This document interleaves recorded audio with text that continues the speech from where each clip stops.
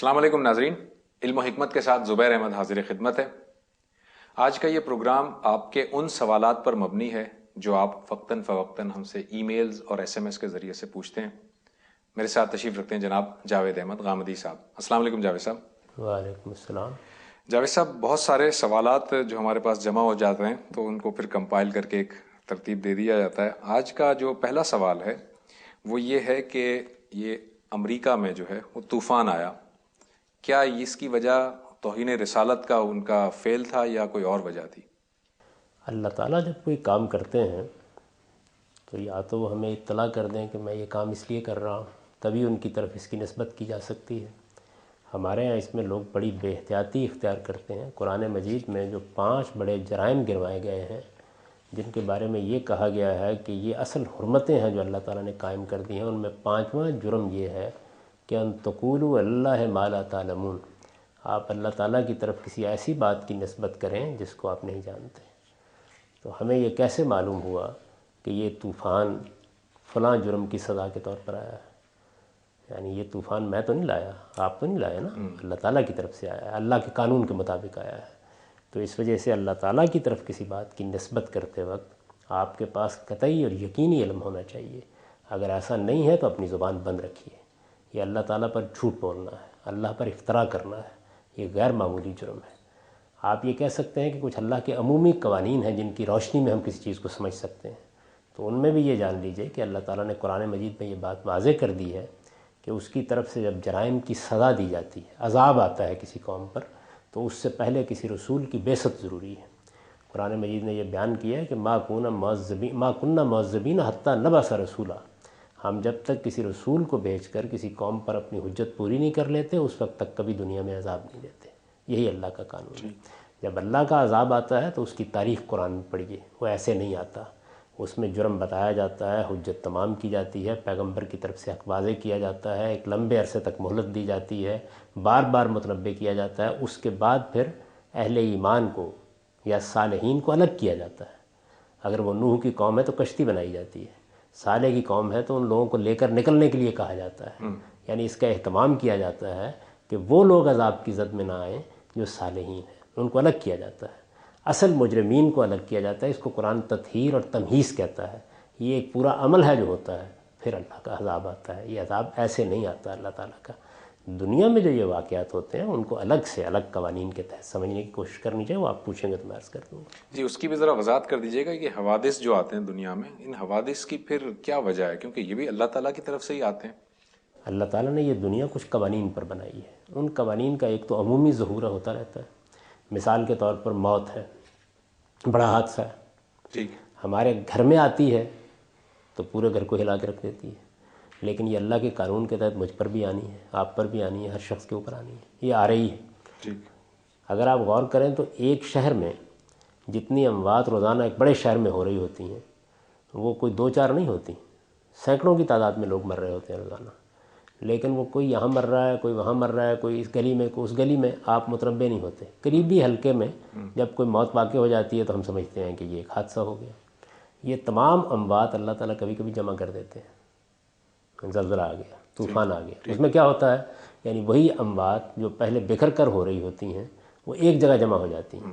تو موت تنبیہ کا ذریعہ ہے، توجہ دلاتا ہے۔ اللہ تعالیٰ یہ بتاتا ہے آپ کو کہ میں ہوں اور کائنات کی باغ میرے ہاتھ میں ہے اور تم سب کے سب دنیا میں ہمیشہ کے لیے نہیں بھیجے گئے ہو۔ تو دنیا کے اندر یہ چیزیں اس کے قانون میں اس لیے رکھی گئی ہیں تاکہ یہ ہماری تنبیہ اور ہماری بیداری کا ذریعہ بنے۔ یہ بیداری بڑے بڑے طوفانوں سے بھی ہوتی ہے، زلزلوں سے بھی ہوتی ہے۔ اس میں عذاب نہیں ہوتا بلکہ توجہ دلانے کا عمل ہوتا ہے۔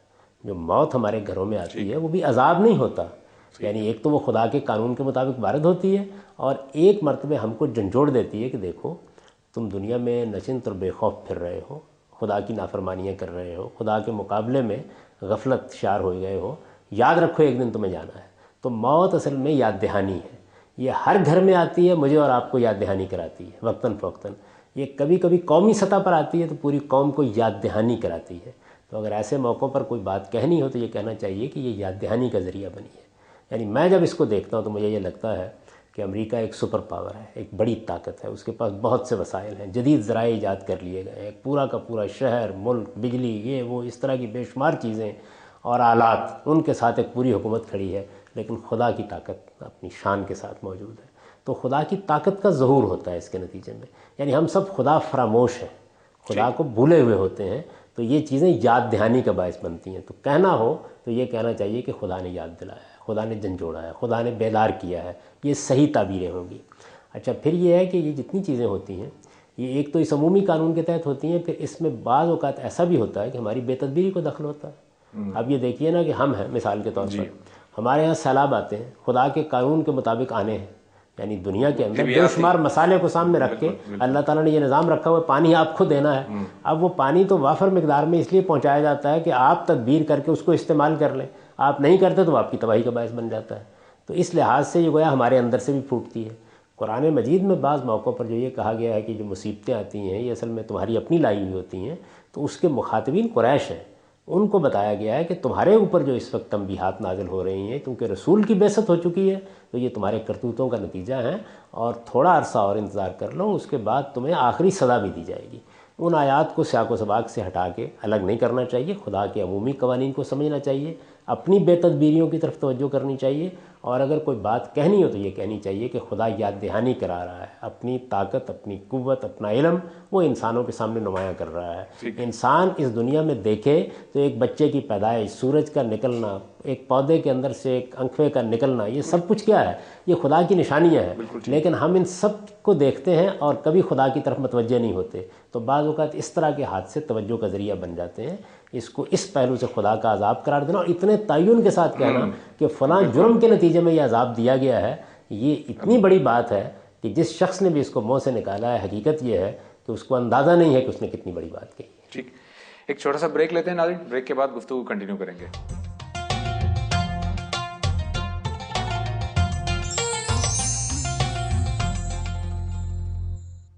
ویلکم بیک ناظرین۔ ایک یہ کویشچن ہے جاوید صاحب کہ اگر کوئی شخص جو ہے وہ مثال کے طور پہ پاکستان میں بیٹھا ہوا کوئی شخص اپنے کسی عزیز کو سعودی عرب میں یہ کہتا ہے کہ میری طرف سے وہاں قربانی ادا کر دیں، وہاں ایک دن پہلے عید ہو گئی، قربانی کر دی، جبکہ اس شخص کی طرف سے ہونی ہے، اس نے ابھی عید کی نماز ہی نہیں پڑھی، دوسرے دن پڑھے گا، تو کیا اس کی قربانی ادا ہو جائے گی؟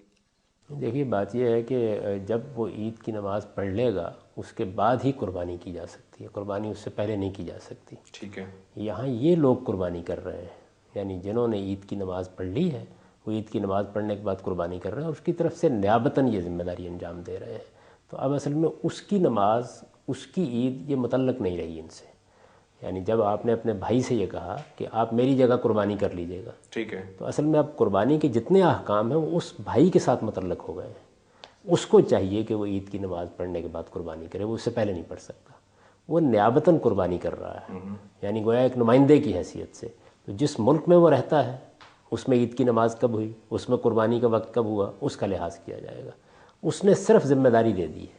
اب یہ نہیں ہے کہ یہ وہاں سے بتائے گا کہ میں نے عید کی نماز پڑھی ہے یا نہیں، البتہ وہ وہاں قربانی کرنا چاہتا ہے تو اس کو نماز کے بعد ہی قربانی کرنی ہے۔ لیکن جو لوگ حج کے لیے گئے ہوتے ہیں ان کے لیے تو پھر یہ عید کے معاملات نہیں ہوتے، ان کے لیے وہ حج ہی کا یوم النحر ہوتا ہے اور اس کے لحاظ سے وہ قربانی کرتے ہیں۔ اچھا جاوید صاحب، ایک سوال یہ آیا ہے کہ کیا غیر مسلموں کے ساتھ مسلمان کا نکاح ہو سکتا ہے؟ کیونکہ اہل کتاب کے ساتھ تو نکاح کی اجازت دی گئی ہے۔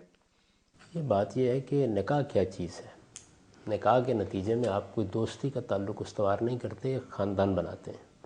آپ کی اولاد ہونی ہے، آپ کے بچے ہونے ہیں، ان کی تربیت ہونی ہے، ان کو کسی دین پر ہونا ہے، یہ سارے معاملات ہوں گے نا، کیونکہ جب بچہ پیدا ہوتا ہے تو وہ پہلے دن اس پوزیشن میں نہیں ہوتا کہ اپنا فیصلہ خود کر سکے۔ ٹھیک ہے، اب سوال یہ ہے کہ آپ جن چیزوں کو اپنا آدرش، نسب العین، عقیدہ، نقطہ نظر سمجھتے ہیں ان کے بارے میں آپ کی حساسیت کا کیا عالم ہے؟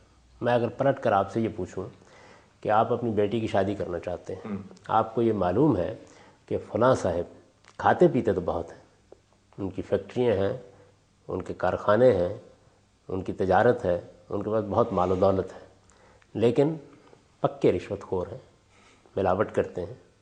حد یہ ہے کہ جو دواؤں کا کارخانہ لگا رکھا ہے اس میں ہی ملاوٹ کرنے سے باز نہیں آتے۔ آپ پسند کریں گے شادی کرنا؟ نہیں کریں گے۔ تو اس کا مطلب کیا ہے؟ اس کا مطلب یہ ہے کہ آپ کے کچھ اخلاقی اصول ہیں جن کو آپ نکاح کے دائرے میں قبول کرنے کے لیے تیار نہیں۔ آپ یہ کہتے ہیں کہ نہیں، ان کی خلاف ورزی ہوگی تو نہیں ہوگا۔ ٹھیک، اب اسی چیز کو ایک اور زاویے سے دیکھیے، میں توحید کا ماننے والا ہوں، یعنی میرا ایمان یہ ہے کہ اس کائنات کا تنہا ایک ہی پروردگار ہے، مجھے گھر بنانا ہے، میں وہاں ایک ایسی خاتون کو کیسے لے آؤں گا کہ جو شرک کرتی ہے، جو دو خداؤں کو مانتی ہے؟ یعنی مجھے معلوم ہے کہ شرک کتنی بڑی نجاست ہے. اگر تو میں نے اپنا نام مسلمانوں میں لکھوا رکھا ہے تو پھر تو یہ میرا مسئلہ نہیں ہے. میں نے اسی لیے مثال دی ٹھیک ہے. کہ اگر میرا مسئلہ اخلاقی اصول ہے تو پھر تو میں یہ دیکھوں گا کہ مال و دولت سے بھی پہلے اس آدمی کا کردار اور اس کی سیرت کیا ہے. اسی طریقے سے اگر مذہب اور مذہبی عقائد میرا مسئلہ ہے، یعنی توحید اور شرک مسئلہ ہے، میں نے صرف مسلمانوں کے رجسٹر میں اپنا نام نہیں لکھوایا ہوا، میں یقین رکھتا ہوں اس بات پر کہ اس کائنات میں دو خدا نہیں ہیں اور خدا کا کوئی شریک نہیں ہے، میں اپنے گھر میں اس کو کیسے گوارا کروں گا؟ اس وجہ سے اگر کہیں شرک موجود ہے اور ادھر توحید ہے، ان دونوں کے درمیان نکاح نہیں ہو سکتا. یہی معاملہ اب رسالت میں آپ صلی اللہ علیہ وسلم کے بارے میں دیکھیے. میں ایک شخصیت کو خدا کا پیغمبر مانتا ہوں، ٹھیک ہے. اس کی طرف وحی آئی ہے، جبریل امین آئے، ان پر نبوت ختم ہوئی.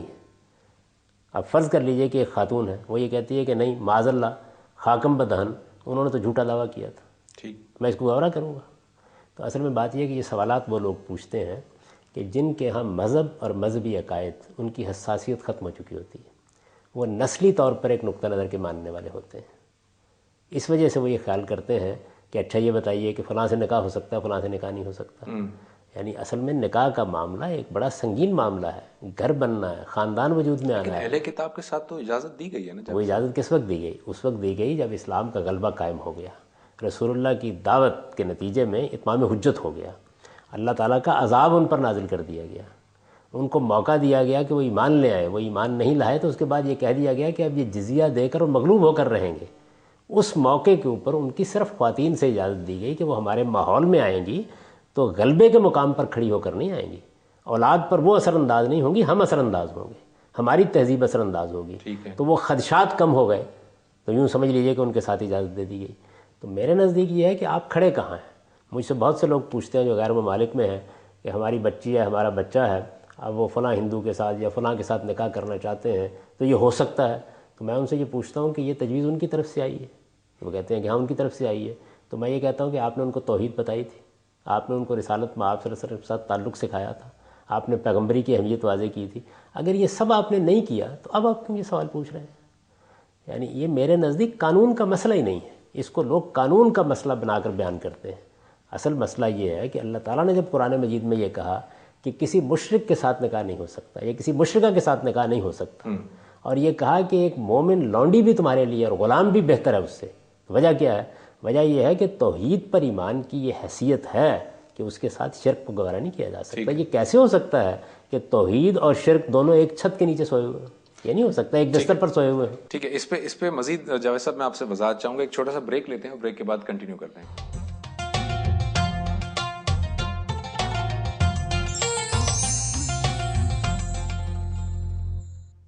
ویلکم بیک ناظرین. جاوید صاحب آپ کی جو ڈسکشن ہے اس سے مجھے جو محسوس ہوا وہ یہ کہ اس زمانے میں جب مسلمانوں کا غلبہ ہو گیا تو یہ آیات نازل ہوئیں اور یہ اجازت دی گئی کہ ان کی عورتوں سے نکاح کیا جا سکتا ہے، اہل کتاب کی عورتوں سے.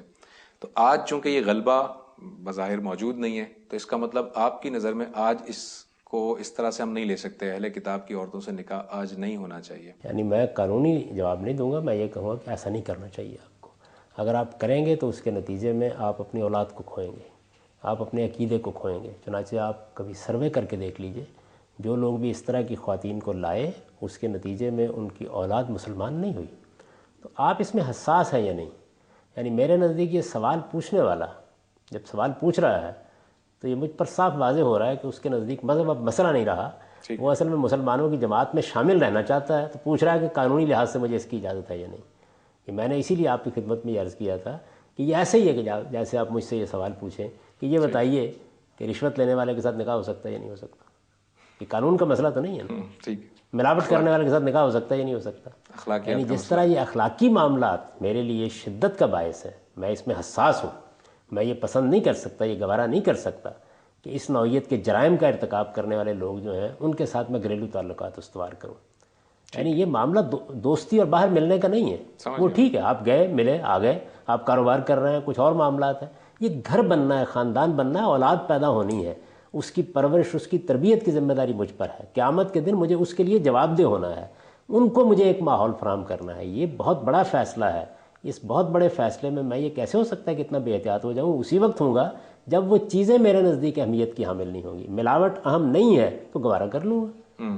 دواؤں تک کو آلودہ کرنا اگر میرے نزدیک کوئی اہمیت نہیں رکھتا، اصل چیز دولت ہے، تو گوارا کر لوں گا. اسی طرح اگر شرک توحید میرے نزدیک مسئلہ ہی نہیں ہے تو یہ سوال پوچھنے کے لیے آ جاؤں گا، مسئلہ ہے تو نہیں آؤں گا. ٹھیک، ایک ریکارڈڈ کویشچن کی طرف چلتے ہیں. میرا نام رضا فاطمہ ہے. میرا غامدی صاحب سے یہ سوال ہے کہ کیا سودی بینکاری نظام میں ملازمت کرنا جائز ہے؟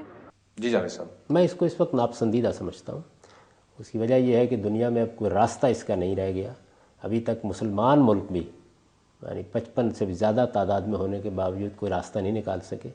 تو عام لوگوں کے بارے میں یہی قاعدہ ہوتا ہے کہ جب اس طرح کا عموم بلوا ہو جائے تو پھر ان کو مشقت میں نہیں ڈالا جاتا. تو سود کھانے سے تو ہر حال میں اجتناب کرنا چاہیے، لیکن اس طرح کی چیزیں اس وقت حرام قرار دی جائیں گی جب آپ سودی نظام کا خاتمہ کر دیں گے. دیکھیے اس میں اصول کیا ہے. اصول یہ ہے کہ سود جب آپ کھاتے ہیں تو یہ تو سری حرمت ہے جو واقع ہو گئی. ٹھیک. ملازمت کرنا، دستاویز لکھنا یا اس نوعیت کے دوسرے کام کرنا یہ اصل میں تعاون ہے. تو یہ جو تعاون ہے اس وقت یہ ادارے بن چکے ہیں، ان میں عام ملازمتوں کے طریقے پر ہو رہا ہے. تعاون کی نفسیات سے نہیں ہو رہا. آپ ملازمت کرنے کے لیے جاتے ہیں، یہاں نہیں ملی وہاں مل جاتی ہے. تو وہ چیز جو اس کے اندر ایک روح کے طور پر سرایت کی ہوتی ہے وہ اسی وقت نمایاں ہوگی جس وقت آپ سود کو آؤٹ لا قرار دے دیں گے. آپ یہ کہیں گے اب سودی کاروبار نہیں ہو سکتا، اس کے بعد تو یقیناً کسی بھی آدمی کو سودی اداروں کے قریب نہیں جانا چاہیے. لیکن اس وقت میرے نزدیک اتنا کافی ہے کہ لوگ سود کھانے سے اجتناب کریں. وہ سود کی کوئی رقم نہ لیں کیونکہ یہ حرام ہے. اس کے حرام ہونے میں کوئی شبہ نہیں ہے. قرآن بالکل اس معاملے میں واضح ہے. رسالت میں آپ صلی اللہ علیہ وسلم کی تعلیمات بھی واضح ہیں. مسلمانوں کا بھی اس پر ہمیشہ اجماع رہا ہے. سود کھانے سے اجتناب کریں. تعاون کی جو صورتیں اس وقت موجود ہیں ان میں میرے نزدیک رخصت ہے. جاوید صاحب اسی سے ریلیٹڈ ایک کویشچن یہ ہے کہ آپ کے پچھلے پروگرام میں کسی پروگرام میں حوالہ دیا انہوں نے کہ آپ نے فرمایا تھا اضطرار والی حالت و اضطرار کی کیفیت میں ایک شخص جو ہے یا کوئی بیوہ جو ہے وہ سود لے سکتی ہے، کھا سکتی ہے. سوال ان کا یہ ہے کہ اضطرار میں مردار کھانے کو قرار دیا گیا کہ مردار کھایا جا سکتا ہے، سود کے بارے میں تو نہیں کہا گیا. دیکھیے بات یہ کہ ایک اصول قائم کر دیا گیا نا کہ اگر ایک مجبوری ہے اور پھر مجبوری کے بھی مختلف درجے ہوتے ہیں. تو جو بیوہ ہے کوئی کام نہیں کر سکتی، اس کے پاس کوئی راستہ موجود نہیں ہے، میں نے اس کو کیا مشورہ دیا ہے؟ میں نے اس کو یہ مشورہ دیا ہے کہ اگر اس کے پاس کوئی راستہ نہ ہو تو وہ گورنمنٹ کی اسکیموں میں فائدہ اٹھا لے. یعنی بینک کا سود تو ہر حال میں سود ہے. ٹھیک ہے. تو کسی حال میں بھی جائز نہیں ہوگا. وہ تو آپ کی جان پر بنائی ہے تو تبھی آپ اس حرام کا ارتکاب کر سکتے ہیں. وہاں میرے نزدیک سود کی حرمت کی علت بہت کمزور ہو گئی ہے. تو اس وجہ سے گورنمنٹ کی جو اسکیمیں ہیں ان کی بھی اصلاح ہونی چاہیے. لیکن جس طرح سود کی حرمت قائم کرتے وقت ایک اصول ہے نا جس کو پیش نظر رکھا گیا، جس کو فقہ میں اس علت کہا جاتا ہے، وہ وہاں اتنی کمزور ہو چکی ہے کہ بیوہ اور وہ ریٹائرڈ ملازمین جو کوئی اور کام نہیں کر سکتے اس سے فائدہ اٹھا سکتے. ٹھیک، ایک چھوٹا سا بریک لیتے ہیں اور بریک کے بعد گفتگو کنٹینیو کریں گے.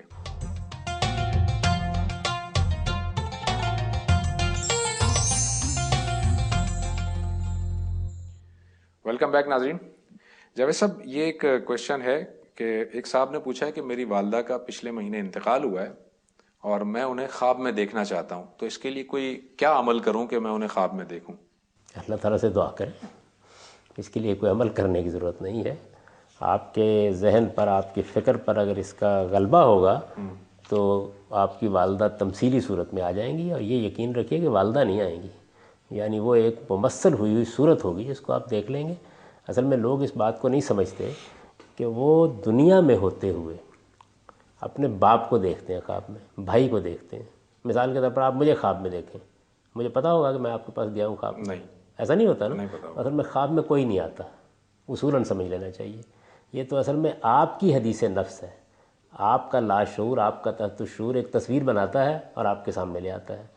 کبھی کبھی ایسا ہوتا ہے کہ اللہ تعالیٰ کسی کی شبیہ دکھا دیتے ہیں، اور شیطان بھی یوسوس فی صدور الناس، وہ خواب کو بھی ذریعہ بنا لیتا ہے. وہ بھی کیا کرتا ہے؟ وہ آدمی نہیں لے کے آتا. اللہ تعالیٰ بھی ایسا نہیں کرتے، بلکہ ایک تمثیل آپ کے سامنے آ جاتی ہے. یعنی یوں سمجھیے کہ جیسے مصور نے ایک تصویر بنا کے آپ کے سامنے رکھ دی ہے. آپ باتیں بھی کرتے ہیں، سب کام کرتے ہیں، نہ والدہ کو پتہ ہوتا ہے نہ والد کو پتہ ہوتا ہے.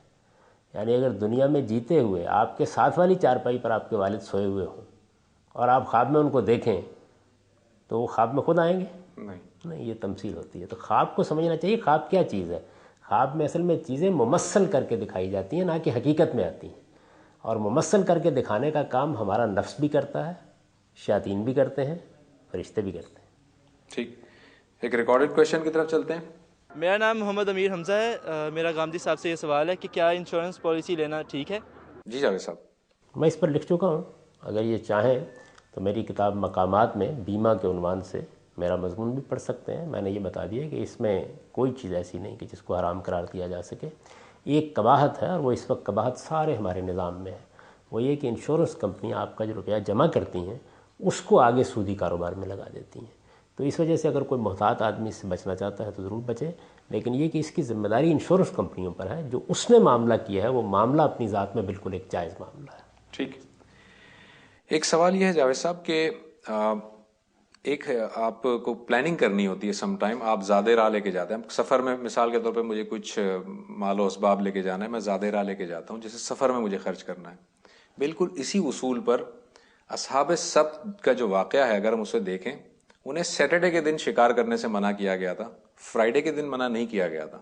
وہ فرائیڈے کو جو ہے وہ تدبیر کرتے تھے اور مچھلی جمع کر لیتے تھے، پھر ان پر عذاب کیوں آیا؟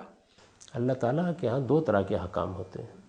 ایک احکام وہ ہیں جو عام حالات میں دیے جاتے ہیں، جیسے مثال کے طور پر ہم کو نماز پڑھنے کا حکم دیا گیا ہے، ہم کو حج کرنے کا حکم دیا گیا ہے، اور بہت سے احکام ہیں۔ اسی طرح اخلاقی اصولوں پر بہت سے احکام دیے گئے ہیں۔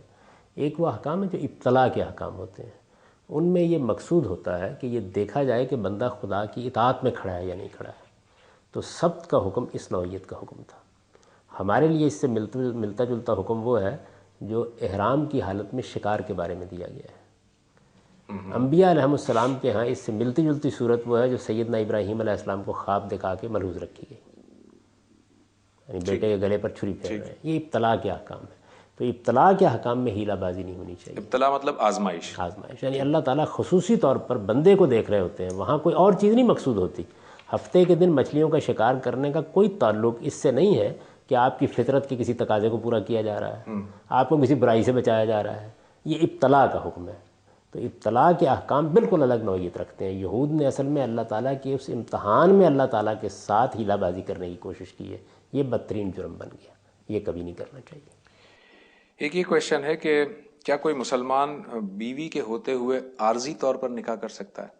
عارضی طور پر کسی نکاح کی کوئی گنجائش نہیں ہے۔ نکاح تو اسی مقصد سے ہوتا ہے کہ آپ نے ایک عورت کو بیوی بنایا ہے، اس کے تمام حقوق آپ کو ماننے ہوتے ہیں۔ البتہ یہ ایک بالکل الگ بات ہے کہ بعض اوقات لوگ زیادہ لمبے عرصے کے لیے باہر جاتے ہیں، وہ یہ جانتے ہوتے ہیں کہ ملک میں شاید بیوی کو لے جانا ہمارے لیے ممکن نہ ہو، اور وہ وہاں اس بات کی صراحت کے ساتھ شادی کر لیتے ہیں کہ بیوی میں اگر جا سکا تو ضرور لے جاؤں گا، اگر ایسا نہ ہوا تو ہو سکتا ہے مجھے طلاق دینی پڑ جائے۔ تو اس طرح کا نکاح کو تو گوارا کیا جا سکتا ہے، لیکن یہ کہ عارضی طور پر آپ نکاح کریں، 2 گھنٹے کا نکاح، 3 گھنٹے کا نکاح، اس کی اسلام میں کوئی گنجائش نہیں۔ جاوید صاحب یہ بتائیے کہ اگر والدین زبردستی نکاح کرنا چاہیں کسی کی، اپنے بیٹے کی بیٹی کی، تو اس صورت میں کیا کرنا چاہیے بیٹے کو یا بیٹی کو؟ انکار کر دینا چاہیے، اس لیے کہ زبردستی تو نکاح نہیں ہو سکتا۔ نکاح تو لڑکے اور لڑکی کی مرضی سے ہوگا۔ تو پھر ولی کی اجازت سے کیا مراد ہے؟ شائستگی اور تہذیب کے ساتھ انکار کر دینا چاہیے۔ یعنی آپ اگر اس پر مطمئن نہیں ہیں، راضی نہیں ہیں، زندگی آپ کو گزارنی ہے، تو نہ والدین کو یہ حق ہے کہ وہ اس معاملے میں جبر و تشدد سے کام لیں یا کسی چیز کو آپ پر ٹھونسنے کی کوشش کریں، اور نہ آپ کو یہ چاہیے کہ ایک ایسی بات کو قبول کریں جس کو کل آپ نبھا نہیں سکیں گے۔ تہذیب اور شائستگی کے ساتھ والدین کا احترام ملحوظ رکھنا چاہیے۔ جب آپ نکاح کرنے جا رہے ہیں تو آپ کو اپنے اولیاء کو، اپنے باپ کو، اپنی ماں کو، اپنے رشتہ داروں کو، اپنے اعزاء کو ساتھ لے کے چلنا چاہیے۔ جو آپ کے سرپرست ہیں ان کو آپ کے پیچھے ہونا چاہیے، یہ بات کہی گئی ہے۔ قانونی لحاظ سے نکاح کا اختیار آپ کے پاس ہے، لڑکے اور لڑکی کے پاس ہے۔ اسی وجہ سے آپ آخری مرحلے میں جاتے ہیں اور جا کر دستخط کراتے ہیں، لیتے ہیں اجازت۔ یہ کوئی تماشا نہیں ہوتا، کھیل نہیں ہوتا۔ یہ اصل میں اس قانونی چیز کا اطلاق ہوتا ہے کہ اصل ذمہ داری ان کی ہے، اصل فیصلہ ان کے پاس ہے، ان کے کہنے سے ہوگا، ان کے کہنے سے نہیں ہوگا۔ آپ اسٹیج پر بیٹھے ہوتے ہیں، وہاں آپ کا والد بھی ہوتا ہے، آپ کی والدہ بھی ہوتی ہے، آپ کے دوسرے اعزاء اقربا بھی ہوتے ہیں۔ اس وقت جب پوچھتا ہے پوچھنے والا کہ آپ کو قبول ہے، تو کون قبولیت کا اعتراف کرتا ہے؟ وہ جس کا نکاح ہو رہا ہے، جس کا نکاح ہو رہا ہوتا ہے۔ تو یہ ساری چیزیں یہ بتانے کے لیے ہیں کہ اصل فیصلے کا حق لڑکے اور لڑکی کو ہے جن کو نکاح کرنا ہے، لیکن تعلیم یہ دی گئی ہے، اور یہ بڑی اعلیٰ تعلیم ہے کہ یہ ایک ایسا معاملہ ہے کہ جس میں آپ کو والدین، رشتہ داروں کو، اعزاء کو، اقربا کو، اپنے اولیاء اور سرپرستوں کو ساتھ لے کے جانا چاہیے۔ یعنی کوئی وجہ ہونی چاہیے نا۔ اور اس طرح کے جتنے معاملات ہوتے ہیں وہ اصل میں ایک تہذیبی لحاظ سے آپ کے اندر ایک شعور پیدا کرنے کا ذریعہ بنتے ہیں۔ اچھا، نکاح سے ہی متعلق ایک اور یہ کویشچن ہے کہ کیا نکاح بغیر گواہوں کے ہو سکتا ہے؟ نکاح کے لیے اعلان عام ضروری ہے، یعنی لوگوں کو معلوم ہو کہ نکاح ہو گیا ہے، تو اس کے لیے کم سے کم یہ تقاضا کیا گیا ہے کہ 2 آدمی تو ہونے چاہیے جو کل گواہی دے سکیں، کیونکہ ایک لڑکے اور لڑکی میں یا ایک عورت اور مرد میں ایک ایسا تعلق قائم ہونے والا ہے جس تعلق کی اپنی ایک قانونی اہمیت ہے۔ اولاد ہوگی، بچے ہوں گے، میراث کے معاملات ہوں گے، اس کی کچھ قانونی تقاضے ہیں، تو ان کے لحاظ سے یہ ضرور ہونا چاہیے کہ اگر کوئی نزاع ہو جاتی ہے تو کل کوئی گواہی دینے والے لوگ موجود ہوں۔ تو ہمارے فقہا نے یہ کیا کہ اس کے لیے یہ کہا کم سے کم 2 لوگ تو ہونے چاہیے۔ اصلاً یہ بھی کم سے کم تعداد ہے جو قانونی تقاضے کو پورا کرتی ہے۔ نکاح اپنی ذات میں یہ چاہتا ہے کہ اس کا اعلان عام ہو، ٹھیک ہے، لوگوں کو پتہ ہو کہ آج سے یہ مرد و عورت میاں بیوی۔ ٹھیک ہے، کم سے کم آپ نے فرمایا 2 ہونے چاہیے گواہ۔ ناظرین ایک چھوٹا سا بریک لیتے ہیں، بریک کے بعد جاوید صاحب سے یہ پوچھیں گے کہ کم سے کم جو 2 گواہ ہیں ان میں اگر ایک مرد ہو اور 2 عورتیں گواہ ہوں تو کیا یہ بھی ہو سکتا ہے؟ بریک کے بعد۔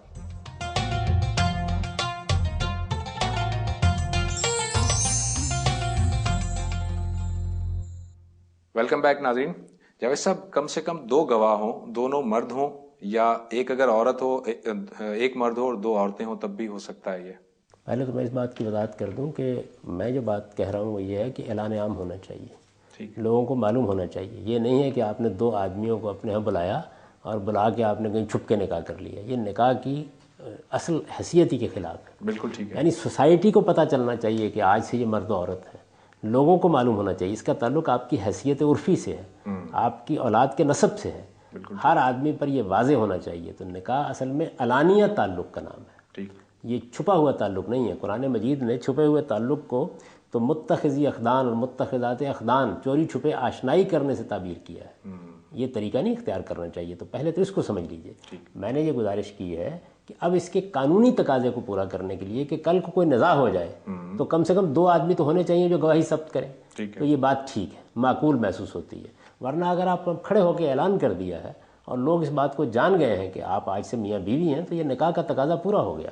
2 گواہ بھی کوئی گواہی ثبت کریں وہاں پہ آ کے، یہ لازم نہیں کیا گیا شریعت میں، لیکن اعلان عام ہونا چاہیے۔ فقہا نے یہ جو 2 گواہ کہا تو اس لیے کہا کل کو کوئی نزاع ہو جائے تو اس کا ازالہ کیا جا سکے۔ جیسے آج کل ہماری حکومت نے یہ کیا کہ ایک نکاح نامہ بنا دیا، یہ کوئی شریعت کا مسئلہ نہیں ہے، ٹھیک ہے، آپ اس نکاح نامے کو پر کرتے ہیں، اس میں اندراج کرتے ہیں، کیوں؟ تاکہ نزاع نہ ہو، چیزیں طے ہو جائیں، لکھی جائیں، ان کی رجسٹریشن ہو جائے۔ یہ ساری چیزیں بہت اچھی چیزیں ہیں، فقہا نے بھی اسی وجہ سے یہ اہتمام کیا، لیکن نکاح کو اصلاً سمجھ لیجئے کہ وہ اعلان عام کا نام ہے۔ یہ قانونی تقاضے ہیں جو نزاعات سے بچانے کے لیے اختیار کیے گئے ہیں۔ اب رہ گئی یہ بات کہ آپ نے گواہ بنانے ہیں، تو گواہ بنانے کے بارے میں قرآن مجید نے جو بات کہی ہے وہ یہ گواہ بنانے کے بارے میں۔ ایک گواہ وہ ہیں جو جرائم کے گواہ ہوتے ہیں، وہ زیر بحث نہیں، کہ ایسے لوگوں کو گواہ بنائیے کہ جن کو کل اگر آپ عدالت میں بلائیں یا کوئی نزاع پیدا ہو جائے تو انہیں کوئی دقت نہ ہو۔ آپ جانتے ہیں کہ خواتین اس معاملے میں ایک زمانے تک ایسے حالات سے دوچار رہی ہیں کہ ان کے لیے عدالتوں میں جانا، گواہی دینا یہ کوئی آسان کام نہیں تھا۔ آج کے زمانے میں صورتحال تبدیل ہو چکی ہے، آپ اس کے لحاظ سے گواہ بنا سکتے ہیں۔ بالکل ٹھیک۔ جاوید صاحب، 2 سوالات ہیں جو طلاق سے متعلق ہیں۔ ایک سوال تو یہ ہے کہ جس طرح نکاح کو رجسٹر کیا جاتا ہے، اس کا فارم ہے، کیا طلاق کو بھی رجسٹر کیا جانا چاہیے؟ لازماً ہونا چاہیے۔ ہم لوگوں نے تو جب میں اسلامی نظریاتی کونسل کا رکن تھا تو ایک باقاعدہ طلاق نامہ بنا دیا تھا، پہلی طلاق کے لیے، دوسری کے لیے، تیسری طلاق کے لیے بنا دیا تھا، اور یہ کہا تھا کہ یہ مشتہر کر دیا جائے، یہ اسی رجسٹرار کو دے دیا جائے، لوگوں کو عام طور پر اس کی تلقین کی جائے کہ وہ جب طلاق دینا چاہتے ہیں تو بجائے اس کے کہ اپنے طور پر ایک دستاویز لکھیں، میرے یا پاس آپ کے پاس آ گئے، لوگوں کو کچھ معلومات نہیں ہوتی، وہ یہ کرتے ہیں کہ 3 طلاق ایک ہی وقت میں دلوا کے بڑے مسائل پیدا کر دیتے ہیں، پھر اس کے بعد فقہا کے پاس، علماء کے پاس لوگ بھاگتے ہیں۔ تو ہم نے طلاق نامہ تجویز کیا تھا، یہ ضرور ہونا چاہیے۔ نکاح نامے نے چیزوں کو بہت باقاعدہ کیا ہے، یعنی نزاعات کم ہوئے ہیں، جھگڑے کم ہوئے ہیں، چیزیں متعین ہوئی ہیں۔ تو یہی معاملہ جو ہے یہ طلاق کے معاملے میں بھی کرنا چاہیے، اس سے لوگوں کی رہنمائی بھی ہوگی اور وہ غلطیاں بھی نہیں کریں گے۔ ایک اور ریکارڈڈ کویشچن کی طرف چلتے ہیں جی۔ میرا نام شاہمین ناصر ہے اور میرا غامدی صاحب سے یہ سوال ہے، کیا طلاق کا حق عورت کو دیا جا سکتا ہے؟ جی جاوید صاحب۔ دیا جا سکتا ہے کہ کیا معنی میں، طلاق کا حق ہمیشہ سے عورت کو حاصل ہے، فرق صرف یہ ہے کہ مرد طلاق دیتا ہے، عورت طلاق کا مطالبہ کرتی ہے۔ یعنی جس طریقے سے اگر کوئی ادارہ ہو تو اس کا سربراہ کیا کرتا ہے، وہ آپ کی سروسز کو ختم کرتا ہے، ٹرمینیٹ کر دیتا ہے، لیکن آپ کیا کرتے ہیں؟ استعفیٰ دیتے ہیں، یعنی آپ علیحدگی کا مطالبہ کرتے ہیں، اس کے بعد آپ کا استعفیٰ مہینے میں 15 دن میں جو بھی قاعدہ ہوتا ہے منظور ہو جاتا ہے. تو گھر بھی ایک ادارہ ہے, ایک ریاست ہے, اس کا سربراہ مرد ہے. تو مرد کو طلاق دینے کا حق دیا گیا ہے, عورت کو طلاق کے مطالبہ کرنے کا حق دیا گیا ہے. وہ مطالبہ کرے گی, مرد اس مطالبے کو قبول کرے گا. اگر فرض کیجئے قبول نہیں کرتا تو ظاہر عدالت میں معاملہ چلا جاتا ہے. آپ اگر اس معاملے میں قانون سازی کرنا چاہیں تو کر سکتے ہیں. ہم نے تجویز کیا تھا, بلکہ میں نے اپنی کتاب مقامات میں بھی ایک مضمون میں یہ بیان کیا ہے کہ اگر نکاح نامے کے اندر ہی یہ چند چیزیں لکھ دی جائیں تو اس کے نتیجے میں یہی پروسیس, یعنی وہ مطالبہ کرے گی, پھر اس کے بعد مدت مقرر کر دی جائے, شوہر اس میں مطالبہ پورا کر دیتا ہے, بہت اچھی بات ہے, نہیں پورا کر دے گا تو آپ سے آپ طلاق ہو جائے, یا طلاق کے لیے وہ اس طریقے کا پروسیجر اختیار کر لے کہ جس میں عدالتوں کے دھکے اس کو نہ کھانے پڑے. تو یہ ہو سکتا ہے, قانون سازی آپ کر سکتے ہیں, لیکن اسلام کا وہ اصول قائم رہے گا کہ مرد طلاق دے گا, بیدہ عقدۃ النکاح, مرد طلاق دے گا اور عورت طلاق کا مطالبہ کرے گی. ٹھیک ہے. Thank you very much Javed صاحب, بہت بہت شکریہ. ناظرین, ہمارے پروگرام کا وقت ختم ہوا چاہتا ہے. آپ کی فیڈ بیک کا انتظار رہے گا. اگلے پروگرام تک کے لیے زبیر احمد کو اجازت. اللہ حافظ.